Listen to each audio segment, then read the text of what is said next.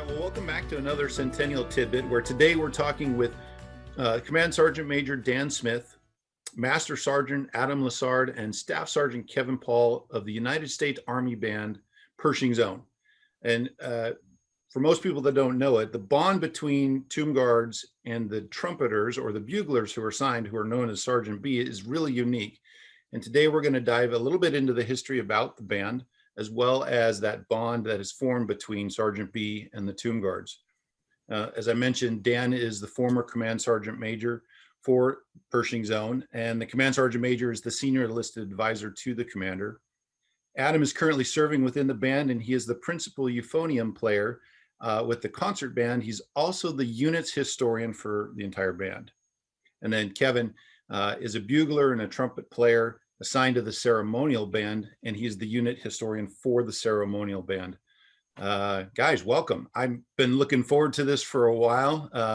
As an infantryman, I don't know much about band other than the fact that you guys rock it every time you're assigned to the plaza and are out there with us. So welcome. Thank you. Thanks very much for inviting us. Yeah, I'm going to start off with Adam, and as the unit historian, can you first tell me how you became a part of Pershing Zone, and then give us a little history about the band?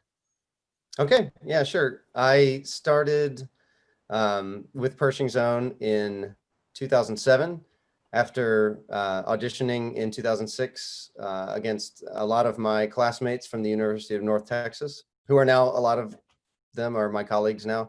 So I've been with the band almost 14 years, and came right into the concert band. It was a period of time when the auditions were for specific ensembles, as opposed to coming into the ceremonial band and then moving around within the unit once you had openings that came up.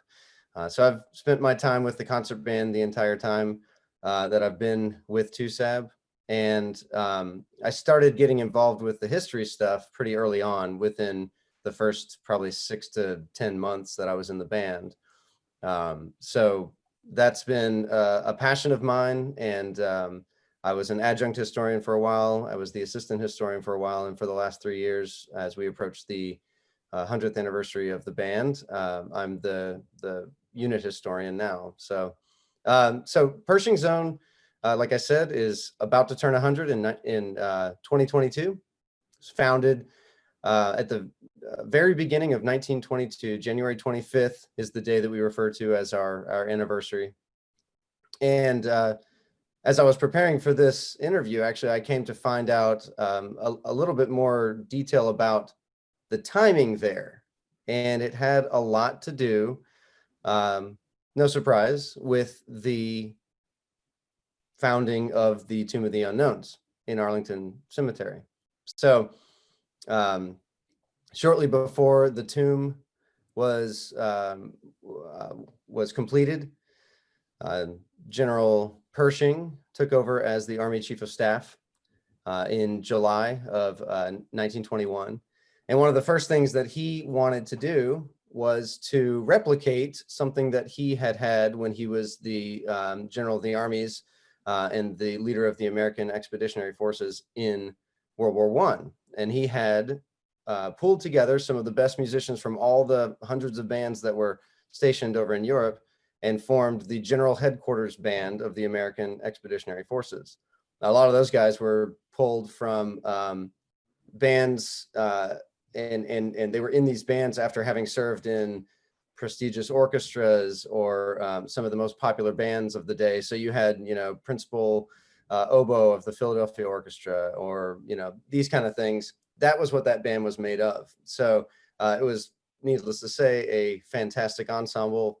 That was General Pershing's dream, was to have a representative Army band that could play for the highest profile ceremonies and missions, and that could sort of stand toe-to-toe with any of the bands in the world, including, and the comparative ensemble here in the United States was the President's Own, the Marine Band. And so General Pershing wanted there to be an Army band that sort of carried that musical standard that's represented throughout the Army and all the other professions that the Army does, but there just wasn't a band that rose to those standards. And that was his dream. So one of the first things he wanted to do was to form that band after he took over as the chief of staff. And one of the impetuses for that was this ceremony that was coming up, welcoming the unknown soldier from the battlefields of France.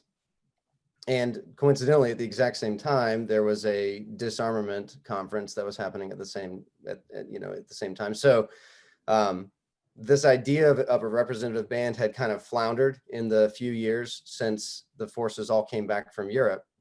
And General Pershing saw this as an opportunity to really push it over the finish line of having that unit established and carry on from there. So hastily, they formed a band up. They brought in one of the officers who had been in charge of the music school in France when it existed, Francis Lee. They pulled him in from Hawaii, where he had been reposted. He came in and drilled a bunch of Army Music School students and musicians from the best of the bands that still existed after the World War I bands were sort of reassigned or discharged, and so they formed this sort of mishmash band in October and November of 1921 to do these ceremonies, and it was quite successful. And then again, those guys were all sent back to their units. So 2 months later, the momentum that Pershing had started finally saw its realization in a memo to a Captain Perry Lewis. That's sort of our famous legend, is that General Pershing just sent this real quick telegram that said, "You will organize and equip the Army band."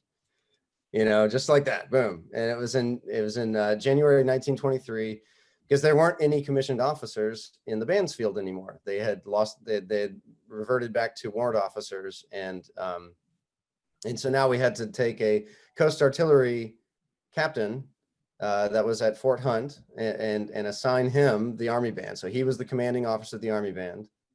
And then Francis Lee came back to be the band leader. And they ended up actually getting all of the musicians for that initial band that you can see behind me here. Most of them came from the recruit depot bands that were the recruit depots were being done away with. And so all these musicians had nothing better to do. And the ones who stayed in were able to form that nucleus that started the United States Army Band as we know it today. Most of these folks behind me didn't last in the band very long. They were very quickly recycled out, as some of them had really good skills and some of them didn't. By the time 1923 or 24 rolled around, the standard of the band had gone way up. We had a lot of musicians who had already served in civilian bands and performed much more than the folks in the original band of 1922 had.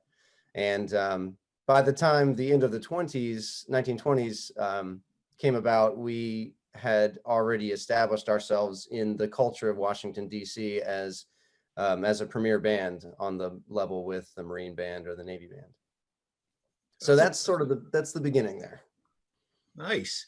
I didn't realize quite the unique history of the band. So thank you for going on to that. Now, how did you become a part of the band? I mean, were you in the service beforehand, or tell me your history?